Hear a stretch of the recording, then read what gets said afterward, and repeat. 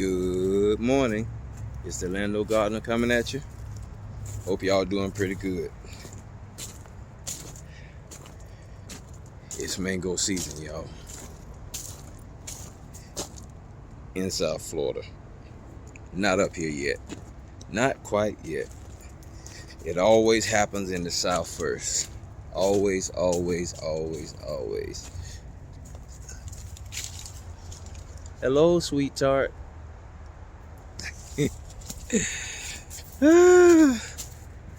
Man, I am excited. Peach cobbler, you're looking mighty tasty. So I hope y'all are doing well. I hope your trees are doing well. I hope your fruit are doing well. So I want to talk to you today about growing mangoes from seed. Whether you should, shouldn't, you're wasting your time, or what have you. So it's all according to what direction you're kind of doing in your property, what excites you. Because honestly, what excites one person and drives one person is not what drives another. As it is in life, in this community, you have to do what it takes for you. And not everybody will understand, and not everybody will go, oh, a lemon meringue drop. Oh, dog. No, I'm not gonna get that. You better not jump on me. I'll get it later. Hi, lemon meringues. Ooh. So again, it's according to what excites you, what gets you going, what's your focus. Your garden has to be your garden, and your plan has to be your plan. Initially, I didn't start this journey because I wanted to show the world what I'm doing. I started this journey wanting to do something, some type of therapy, if you would. And I like growing things. And not only that, but I'm a collector. I am. I used to collect comic books. You know, I've collected fishing equipment, and all y'all fishermen out there know what I'm talking about. You can never get enough of fishing equipment. And so I started this garden journey, and here we are. Now I'm a collector of mango trees. What I'm gonna do with all of them, I don't know. I might have to take a chainsaw one day, but it's fun in the process, and let this thing be fun.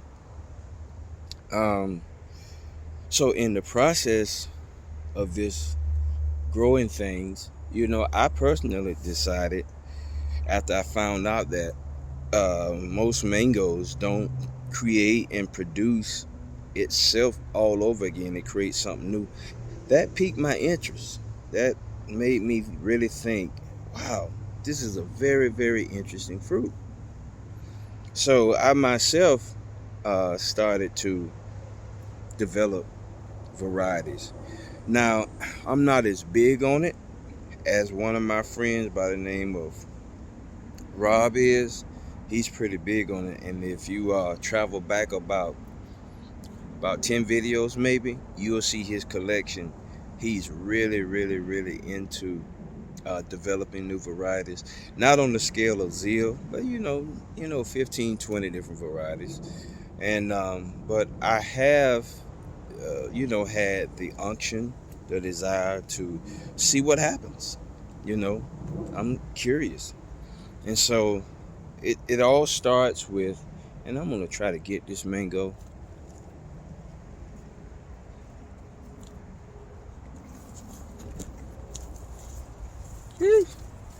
Without the dog jumping on me. Okay, me run. When you have a young dog, they'll jump all over you. Sometimes you just don't feel like being doggy, smelling doggy. But it all starts here. It starts here. And this is the lemon meringue that drop. You know, I'm gonna take this thing home, put it on the counter, and see what happens. We'll see. And if nothing but we eat crunchy mango, that'll be fine too. Starts with taking the seed out of a mango. Not necessarily the husk part, but I kind of like to break the husk open, or the shell that encloses the actual seed, taking it out of there, going from there to wrapping it up, putting it in a wet paper towel, and then putting it in a Ziploc bag. Putting it away for a few days, and you'll see the seed begin to germinate. Or you can take that same seed and find a very small container, put you some good soil in there, bury the seed about 1 inch deep, and do it that method as well. If you do it the Ziploc method, and what you have to do is take it out, unwrap it, there'll be roots and leaves starting to develop, so you got to be careful when you're taking the paper towel off. If not, you'll rip off some of the leaves, maybe even the little branch that's starting to grow, and some roots. So you have to be very careful when you're taking it out of the wet paper towel or wet newspaper, but to place it in the ground. So the next step is to put it in a little pot and let it grow. And what you get is this. Now this is rootstock. Don't ask me what this is. I don't know. I don't keep track. I eat mangoes and plant the seeds. Eat mangoes and plant the seeds. And you get a little tree like this.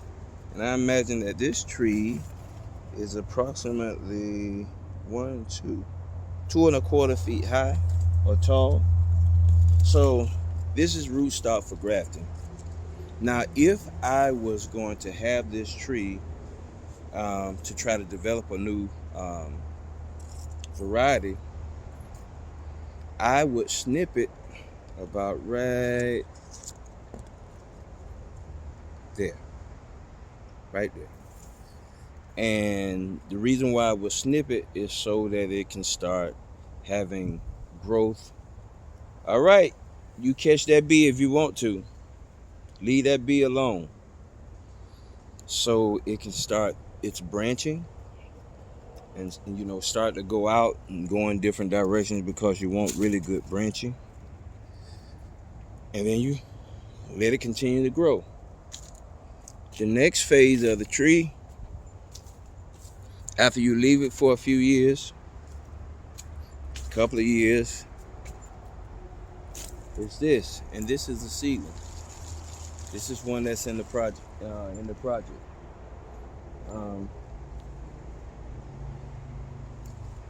This is from, I do know what this one is. This one is from Ice Cream Mango.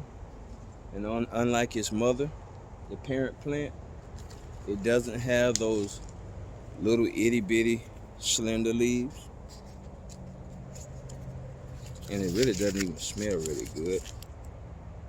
Oh, wait a minute, that's a little something. At the beginning, that smell a little something. But it has these wide leaves. It's probably about 8 feet tall. And that one is like in a 25-gallon pot. And I let them stay in there for a few years and let it get really good and root bound. Me. So if and when I up pot it or put it in the ground, it has an explosion of growth. So, hey Pete. Hey man. So the next phase is after 5 years, you can start looking and expecting.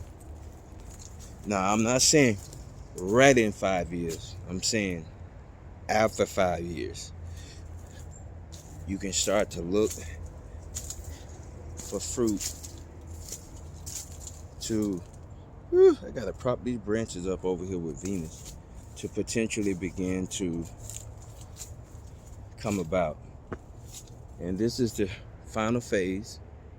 And as y'all know, this is my baby. This is the one that I've developed. This is Casey Mango.